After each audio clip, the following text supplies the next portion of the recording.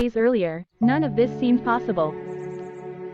3 days earlier, the village of Ephesu woke up the same way it always did, with the smell of smoked fish drifting from the huts, with old women sweeping sand off their doorsteps, and with children racing down to the shore to watch the fishing boats return. Among those boats, one name was spoken more than any other. Kwame is back. Kwame is back.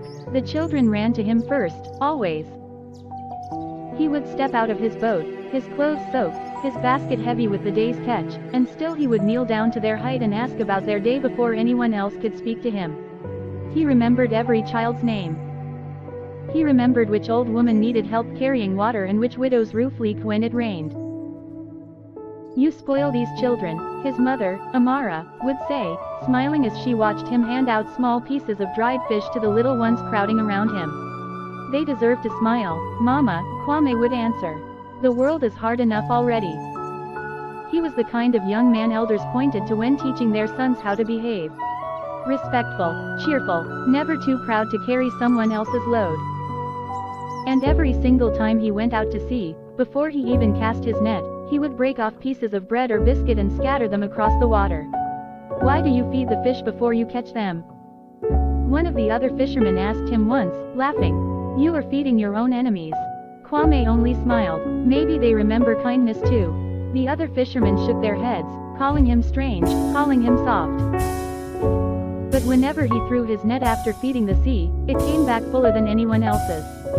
People whispered that the boy was lucky. Some said he was blessed. Nobody knew the real reason. Nobody except what waited quietly beneath the waves. Deep below, where sunlight turned to soft blue shadow, a sea princess watched him. Her name was spoken only in old songs by the ocean spirits, Yemisi, daughter of the sea. Every day, she rose just close enough to the surface to see him without being seen, her tail flicking gently among the coral, her eyes following his every movement. "Look at him again," she whispered to the two mermaids who swam beside her. "He does not know we exist, and still he gives. He gives because he is foolish," one of them teased. "No," Yemisi said, shaking her head slowly. "Among all the humans who have ever sailed these waters, only this one gives without expecting anything in return. That is not foolishness. That is rare." She waited for him every single day. When his boat appeared on the horizon, her heart would rise with it. When he scattered bread across the surface, she would gather the crumbs herself sometimes, hiding just beneath the waves, smiling in a language he could never hear. Her father, the sea goddess who ruled the deep waters around Ephesu, noticed the way her eyes lingered longer each day. "You spend too much time near the surface, my daughter," she warned one evening, her voice echoing through the coral halls like distant thunder. "The world above and the world below should never become one. You know this." "I only watch him, mother," Yemisi answered. "I do not touch him. I do not speak to him." "Watching becomes wanting," her mother said. "And wanting becomes danger. For him, and for you." Yemisi said nothing. But that night, she swam closer to the surface than she ever had before, watching the moonlight ripple where his boat had passed hours earlier, wondering what his voice might sound like if he ever spoke to her. Back on land, another set of eyes watched Kwame too, eyes that held no admiration at all. Tobi was older by 3 years, and for most of his life, he had walked in his younger brother's shadow without realizing it. He was not unkind by nature. He had simply spent so long being compared to Kwame that the comparison had rotted something inside him. "Why can't you smile at people the way your brother does?" Their mother once said, not cruelly, but carelessly, the way parents sometimes speak without weighing their words. "Why does your brother always come home with more fish than you?" A neighbor asked one afternoon, and Tobi forced a laugh that tasted like ash in his mouth. Every praise for Kwame felt like a small stone dropped into a growing pile on Tobi's steps. The children who ran past seemed to reach Kwame first. The elders who called Kwame a blessing to this village during festivals. Their own mother, who trusted Kwame with the family savings because he has a good head and a good heart. "And what do I have?" Tobi muttered to himself one night, staring at the ceiling of their hut. "Nothing. I have nothing that is only mine." The bitterness grew slowly, the way rust grows on metal left too long in the rain. At first, Tobi told himself it was nothing, simple sibling rivalry, the kind every family has. but each day added another layer, until the rust became something sharper. He watched Kwame return from the sea with his basket overflowing while his own basket held barely enough to sell. He watched the village women praise Kwame's fish as the freshest, the fattest, the best. He watched children skip past him entirely just to hold Kwame's hand on the walk home. He had stolen everything from me, Tobi whispered one evening, watching his brother laugh with a group of village boys near the shore. My mother's trust. My place among these people. Even the sea listens to him and not to me. The thought planted itself and refused to leave. Tobi tried to shake it off, tried to remind himself that Kwame had never once spoken against him, had never once taken anything by force. But jealousy does not care about fairness. It only cares about feeding itself. 3 days before the sea swallowed his brother whole, Tobi made a decision he would spend the rest of his life regretting. Tomorrow, he told himself, his hands trembling as he sharpened a fishing knife he had no real use for, he will never return. The next morning came too fast and too slow at the same time. Kwame woke up singing, the way he always did, unaware that his own brother had already decided his fate. Come with me today, Tobi said at breakfast, his voice carefully steady. Let's go farther out than usual. I heard the fish are running deep past the old rocks. Kwame's face lit up immediately. Just the two of us. Like when we were boys. Just the two of us, Tobi answered, forcing a smile that never reached his eyes. Their mother watched them leave that morning with quiet pride, unaware that she was watching her sons for what she believed would be the last time together. The boat cut through calm water for nearly 2 hours, farther from shore than either of them had ever gone. Kwame chattered the entire way, pointing out birds, telling old stories, laughing at memories from their childhood. Tobi answered in short, clipped words, his knuckles white around the oars, his mind screaming louder with every passing minute. This is far enough, Tobi finally said, his voice barely above a whisper. Kwame nodded, unaware, and reached for his bag of bread. As always, before casting his net, he broke off pieces and scattered them across the water, smiling as small ripples formed where the crumbs landed. Below, Yemisi rose eagerly, watching him from just beneath the surface, her heart lifting the way it always did when his boat arrived. Something feels different today, she whispered to herself, unable to explain the tightness curling in her chest. Above the water, Tobi's hands shook as he stood.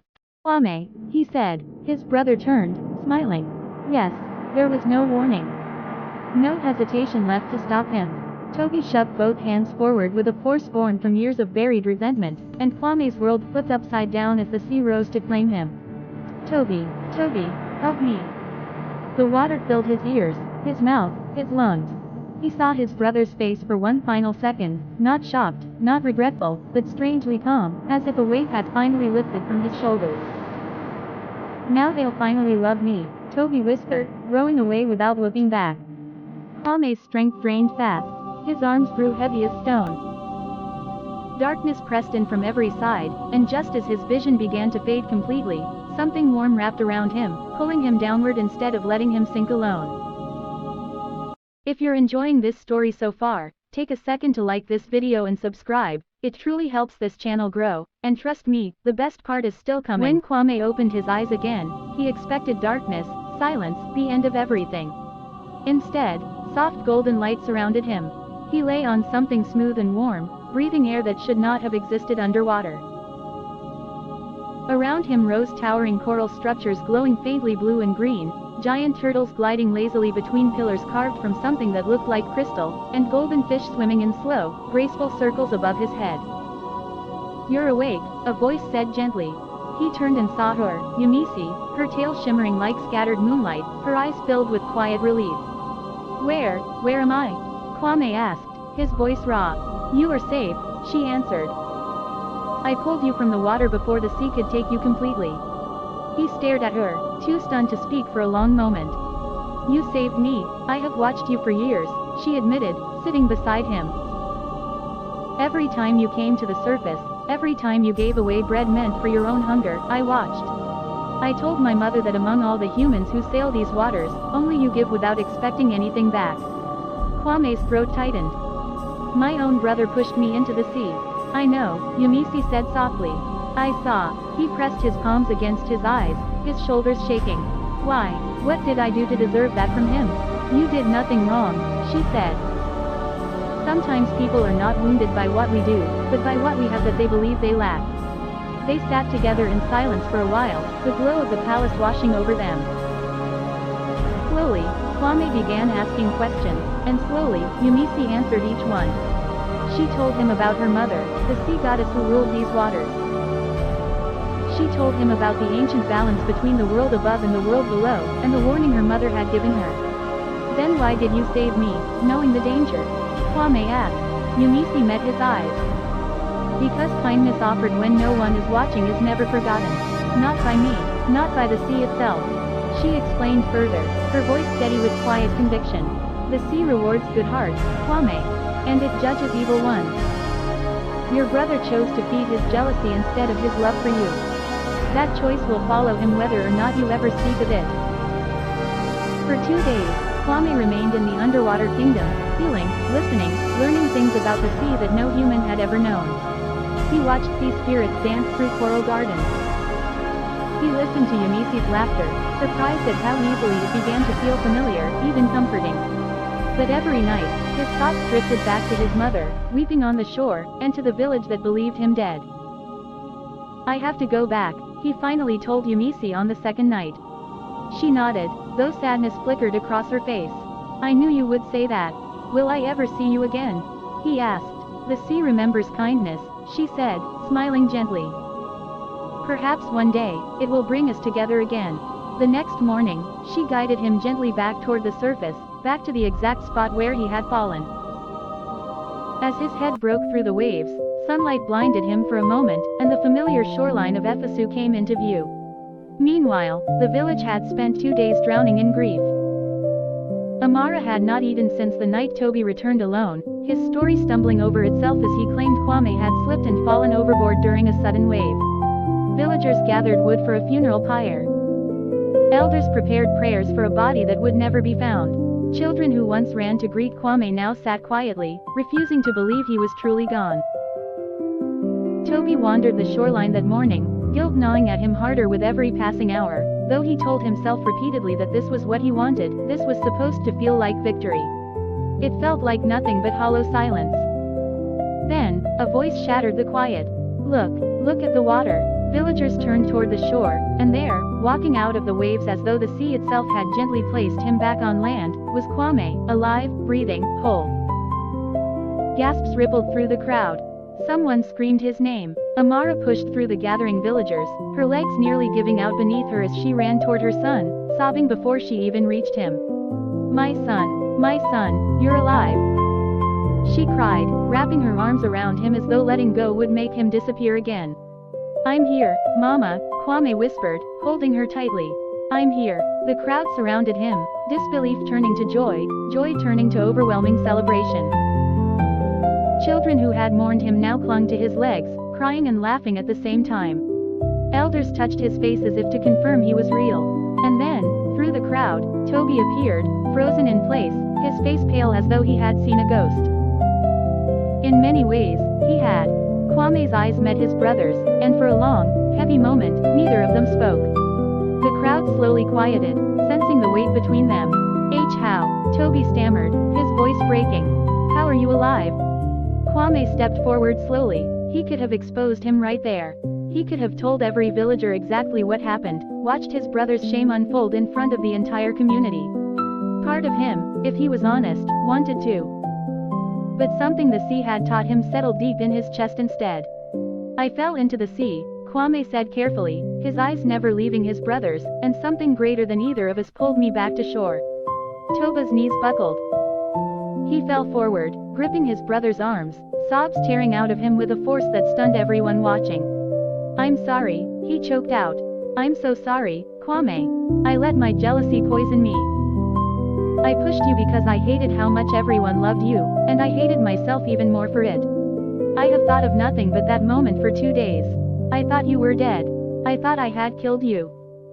The village fell utterly silent, stunned by the confession no one expected. Kwame stared at his brother, watching years of buried resentment finally break apart into raw, unfiltered regret. He thought of Yemisi's words. The sea rewards good hearts, and it judges evil ones. His brother had already been judged, Kwame realized.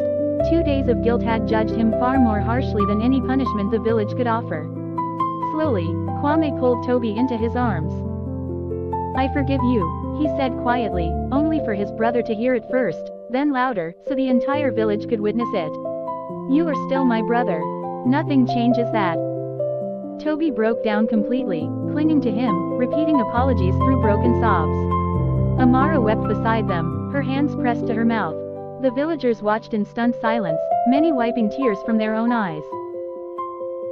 That night, as the entire village gathered to celebrate Kwame's impossible return, the elders spoke of it as a miracle, a sign of the sea's mercy.